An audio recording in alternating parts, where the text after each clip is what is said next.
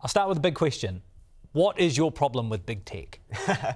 How much time do we have? Yeah, what are your problems with big tech is perhaps huge, a better question. Yeah. Well, I think that there are a lot, but I think in this moment in particular, one of the things that really stands out to me is how dependent we are on it, right? You know, if you're in the United States, that probably doesn't matter so much, or, you know, they might have their own issues. But I think if we're thinking about Canada, where I'm from, or New Zealand, you know, it's the degree to which we have just kind of accepted that these American tech companies are going to be the ones that we depend on. Yeah. And I think over the past few years, we've seen a growing number of issues with that dependence, and now seeing the relationship with Donald Trump, you know, the way that the United States is acting toward the world, I think that that has just become clearer and clearer, the problems there. Right? You have advocated for this concept of digital sovereignty. What is digital sovereignty? Yeah, it's a good question, right? And so I think the key of it is that right now, as I was saying, we're dependent on these American tech platforms, digital services, infrastructures to a certain degree as well, right? If you think of data centers in the cloud. So I think especially in this moment, and this is something I was writing about even before the Trump, you know, moment happened, but I think it puts it more into light right now, is that it's time for countries to really think about the costs of that dependence and whether they have become too high to continue, you know, allowing us to be dependent on these American companies, and to think about what it would actually look like to start carving out more sovereignty, to take back more control over, you know, those digital infrastructures and services that we are so reliant on. Okay, I want to think with you about what that concept might look like in practice. Yep. What are the costs for countries like New Zealand? I think there are a lot, right? I think if you think about the infrastructures, and those are the things that are hardest to see for those of us who are using these services. You mean like data centers, server farms, that kind of thing? Data centers, undersea cables, all these sorts of things. You know, those are increasingly being controlled by these major tech companies, and US tech companies in particular, right? You know, there's a Microsoft data center here. I believe Amazon is working on one as well. And of course, if you're looking away from New Zealand, you're seeing even greater dependence on these companies for these types of infrastructure. So, you know, then our data is being stored in the infrastructures of these companies. You know, how much say do we really have over that? But then if you're moving away from that too, we see that, say, the government, major businesses, you know, the school system, anything like that is dependent on services that come from these companies. And increasingly, as we've seen the European Union, Australia, Canada, New Zealand try to regulate these companies, as we see that there are issues with them in our societies, we see them increasingly push back and not want to abide with those regulations. I just wonder if there's a danger whereby we are blurring some of the infrastructure issues you described with the platforms that we use. So when you think about regulation, we talk a lot about social media regulation or taxation for companies like Google, which make a lot of money in New Zealand and don't pay a whole lot of tax at the moment. But that infrastructure isn't necessarily something that Facebook controls or Meta controls, is it? Or are all those companies one and the same? It depends, right? Yeah. So obviously you'll have data centers that are not controlled by those major companies, but you do have some that are. Like is Amazon, is Microsoft, are those companies really the problem, or is it the Metas of the world?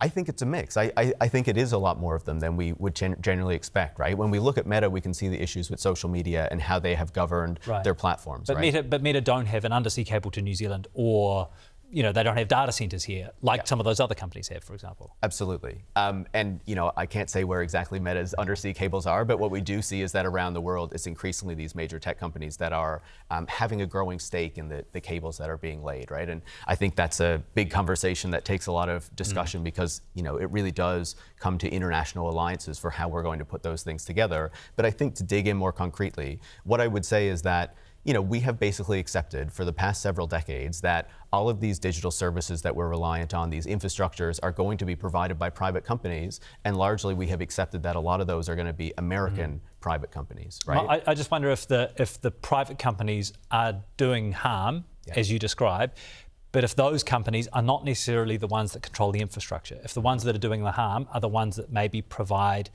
platforms. Yeah.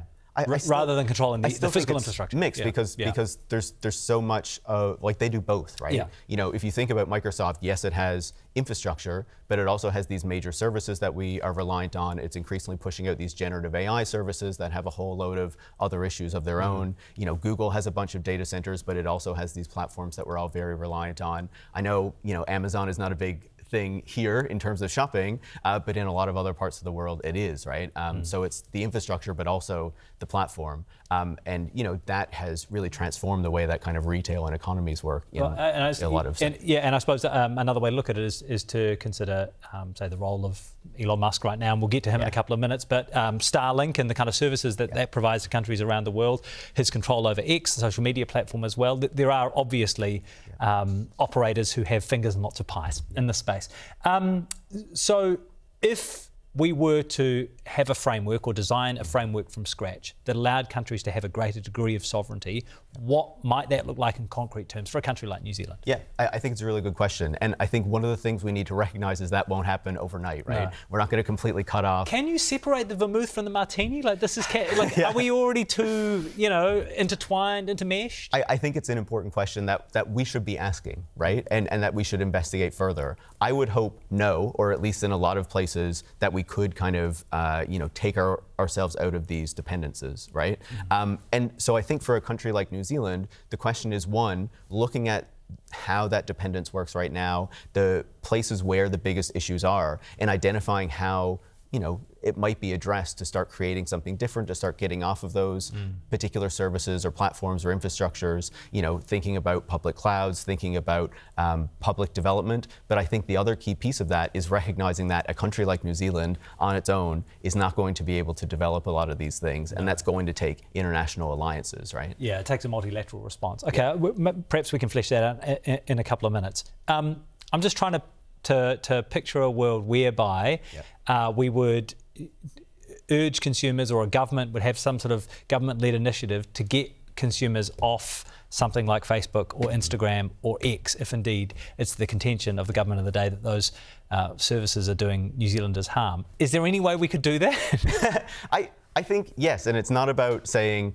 okay, you all need to get off Facebook tomorrow or something, right? It's about, on the one hand, bringing in regulations that further trying to push these platforms to align with the values, the rules, the expectations that we have for, other companies that operate within our jurisdictions, and how we want to see these things, how we want to see these platforms, how we want to see the communication on them work, right? What we're okay with and what we're not. And I think what we have seen is those companies really push back on those sorts of things. And in some cases, governments being worried about even bringing it forward because it could kick up, all these potential difficult conversations. And I think that this moment offers us a time to actually really dig into that. But then I would say the other piece of that is, yes, okay, think about regulation, thinking about how you're constraining what's actually there, but then also thinking about developing alternatives, putting the resources into types of projects that are envisioning a different way of kind of building out digital services and the internet. Do we really think the government could come up with X and that people would go on it? Can we trust a government to do that, to get it right? Honestly, yeah. People go with what's convenient, right? Totally. And I just am struggling to picture a world whereby a government of the day is going to come along and say, you know what, we're going to make our own social media platform, and everyone's going to be on it. Right. and that's not totally what I'm saying, right? Yeah, because I think that you would run into those issues. And I think the two things I would say about that is one, we've allowed these private companies to develop these infrastructures that have a lot of issues. And if we think about the problems that we often associate with governments, it's are they going to surveil us? Are they going to be collecting all of our data? Yeah. These private companies are already doing that and have built an infrastructure that allows governments to do that even more. So I think in terms of regulation, we would want to see kind of limiting the degree of data collection, the degree of kind of sharing that data and those sorts of things. But then along with that as well is thinking about, how you actually incentivize projects that are already going that maybe don't have the resources right now to try something different. And I would say, in terms of technology, we often think that this is the government could never be involved in this, right? The public sector could never have any role. Yet, we have in New Zealand, there's obviously the public postal service, there's public broadcasters, there's public banks. Why is it so difficult to imagine that the public sector could get involved in technology as well? So if you are thinking about regulatory steps, you have described one when it comes to the kind of information that is published on some of these big platforms, right? And essentially making the publisher responsible for what private citizens put up. How are they going to respond to that? Not very well, right? And we've seen that in other parts of the world. But I think that we need that more adversarial kind of perspective or approach toward these tech companies, especially at a moment where they are aligning with Donald Trump, where we are seeing further changes that erode the quality of what is happening on those platforms. Like if you look at Facebook or the various other meta platforms today, you're seeing it filled with like AI garbage that's just generated and put out there for engagement bait. You're seeing the company move back even further from moderation, and we're seeing kind of the broader impacts of those decisions with the types of information that people are getting on. Do you think that speaks to your political preferences, though? Because I mean, all of those big tech companies were very close once upon a time to Barack Obama or to Democrat candidates across the board. Yeah. Then when they've kind of sensed that the political winds are shifting, they've shifted with those winds. I mean, what's to say that we shouldn't have had this regulation in place years ago when perhaps presidents that you might have preferred were in charge? Well, I agree with you. I think they should have been in place long ago. I think one of the problems was that, we had these companies, particularly after the great financial crisis, where they took advantage of the issues in our societies to say, we are going to move in, we are going to do all these positive things with technology. You shouldn't regulate us very much because we are a better form of capitalism. And they were allowed to really get away with that, even as there were, consequences to their business models back then, how they treated labor and workers. There were issues with Facebook's platform way back in the early days. We, I think, tend to forget that now when we're focusing on the current issues. But I would say I think that we held off way too long in regulating these platforms under Republican administration or Democrat. Yeah, it's interesting to, as a kind of thought exercise, to challenge yourself and ask, what is more powerful, like sovereign governments or some of these tech platforms and tech companies as they stand at the moment? Can you think of any example in the past where democracies have wrested control of a sector or of infrastructure of this scale and magnitude in the way that you are saying we need to now? I think if you look at kind of telecom nationalization in the past in different countries, we could see something like that.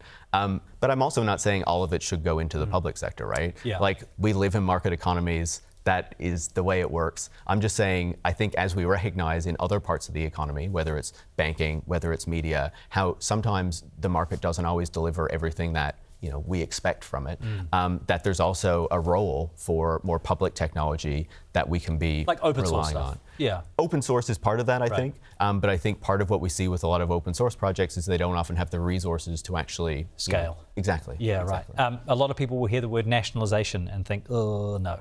Totally. And I'm not necessarily saying that all this stuff should be nationalized, right? What I'm saying is that we should look at the companies that are out there. We should look at the way that they work right now and think of regulations that make them act more in line with what is already happening. And then we also look at what are some things that the government could do to work in this sector that provide more of a public benefit, rather than relying solely on these private corporations and hoping they can deliver. Or to foster alternatives in some of these platform spaces. Exactly. So you talked about regulation around the kind of content that can be published on these platforms. A lot of people will immediately say that's going to be a free speech issue, but we'll put that to one side for the time being. The other side of the regulation coin is perhaps taxation. And what do you think could change there? So I think that the move toward digital services taxes in a lot of countries is necessary, because we see these, foreign platforms, it's not always American ones, but usually American ones, operating and not paying the degree of tax that they should, right? And a lot of countries were waiting for years for a global tax framework that was actually going to allow a minimum global tax to be applied to these large multinational corporations. Yeah. Exactly. And the United States, was already delaying it under the Biden administration, and now under the Trump administration has said they are just not moving forward with it. And what's more, if individual countries were to pursue their own digital services tax, like here in New Zealand, I think we still have one on the order paper that curiously doesn't come up in Parliament for debate at the moment. Essentially, it is our legislators' expectation that there would be consequences, that the US would retaliate. We have seen that in Canada. The US has retaliated against Canada when we brought in our digital services tax, which was delayed for years because we were hoping this process was going to work out. And then the Biden administration took us to an international tribunal because they had a problem with it, right? The digital services tax still operates right now. The Conservative Party has said it supports it as well. It's kind of bipartisan in that sense. But we see with the Trump administration, as it's currently operating, with the alliance with Silicon Valley, that they are going to push back on any country that tries to bring in something similar. And then the open question is, okay, do we just kind of bow down to whatever the United States always wants us to do, or do we push back against the way it's trying to levy its power? It's a collective action problem, right? Absolutely. I mean, if it's a case of individual countries putting forward taxation or heavier regulation that is going to incur some sort of a response from the US, then no country is going to be incentivized to do that. So how do you get those countries to work together? Well, this is the thing, right? This is why I've talked about an international alliance being so key to that. And I think especially in this moment, there is the opportunity to work on something like that. I feel like when we think of this, kind of Western alliance that we often talk about our countries as being in, often that acts kind of like a hub and spoke model, right? Where we're all trying to deal with the United States, get access to the US market, and then it is kind of dealing with everyone else on their own. I think we need to start looking at, how we deal with Canada and New Zealand and Australia and Europe and Japan and South Korea, and other potential players that we have a lot of values in common with. It'll be interesting to see whether or not the experience with tariffs in the last couple of weeks, and indeed some of the big questions around security, Ukraine, the Pacific, that kind of thing, whether or not that will spur countries to act together. What is your sense from your reporting? Do you get the sense that countries actually have the appetite for this? I think we're still at a moment now where a lot of countries are hoping that this is all going to kind of smooth over and we're going to go back to how things are operating. But I think with every passing week, we get closer to a point where the recognition is, the relationship with the United States has fundamentally changed. And we are going to need to think about new approaches to deal with that. Even in Canada right now, we're kind of like on the front line of this. Our current Prime Minister, we're in an election at the moment, of course, is saying, we want to have a new deal with the United States, but at the same time, we need to look abroad because everything has changed now. And I would imagine that more and more countries are going to find themselves in that position. And I would hope that they would kind of be, open to working together on thinking about something new, about how we all collaborate, even if the United States is not at the center of it. Elon Musk, big fan? Love him, yeah. Especially these days, right? Yeah. Yeah. What do you make of his relationship with the president in this administration? It's fascinating, right? As someone who has watched him for a really long time and has been critical of him for a really long time, even I didn't expect, this kind of transformation that he has been on. For the past few years, we have seen him embracing more extreme right-wing causes, say the Alternative for Deutschland neo-Nazi party in Germany. He's been backing them for a couple of years, just more quietly. But this alliance with Donald Trump, the degree to which he has made himself a face of, the MAGA movement, and then at the same time has kind of led this agency to dismantle the American government has just been, it's been wild to watch that. How do you see the relationship developing over the next couple of years? Is it going to last? I think that's a difficult one to say, right? I think that we see difficulties in that relationship right now, especially around the tariffs, but also because Elon Musk's companies are feeling the pressure from his alignment with Donald Trump. It remains to be seen whether that is really going to last, whether he's going to be able to hold out, whether he's going to be pushed to the side by the administration or even just from, the pressure on his companies. I think in recent days, we have actually seen more kind of fracturing there, but whether that leads to a wholesale breakup, I think remains to be seen. One of the things that might end up pushing that is a recent Supreme Court election in Wisconsin, where Elon Musk was not just, donating a lot of money, but making himself the face of dollars. Yeah, exactly. Yeah. And, appearing to give people big checks like he was during the election, which looks very much like buying votes, but apparently is okay in the American context. But in that case, it was his personal involvement that seems to have pushed a lot of people to back the Democratic candidate over the Republican candidate. So I guess the question is he really helping the movement as much as he's hurting it now? And, I guess we'll have to see what they decide on that. And someone like you who has this kind of picture of a future whereby we have more kind of sovereign control over some of these platforms and the digital infrastructure would look at a response like that and look at a public pushback to a figure like that and take some hope out of it, I suppose. Absolutely. And I think in general, the kind of broader pushback to Silicon Valley, not just Elon Musk, but their relationship to Donald Trump, the way that they've aligned with him. You saw these tech billionaires kind of lined up behind him at the inauguration. And I think that demonstrated a lot with the relationship that they have. And so now it's not just looking at what the United States is doing, but how the tech industry is trying to align with Donald Trump to use the power of the American government, as you were saying, to pressure other countries not to regulate the tech industry, and asking, okay, are we going to remain dependent, on this industry, on these companies, or are we all going to work together to try to do something different to push back against it? And yeah, certainly that is what I hope to see, but it remains to be seen if that will be the case.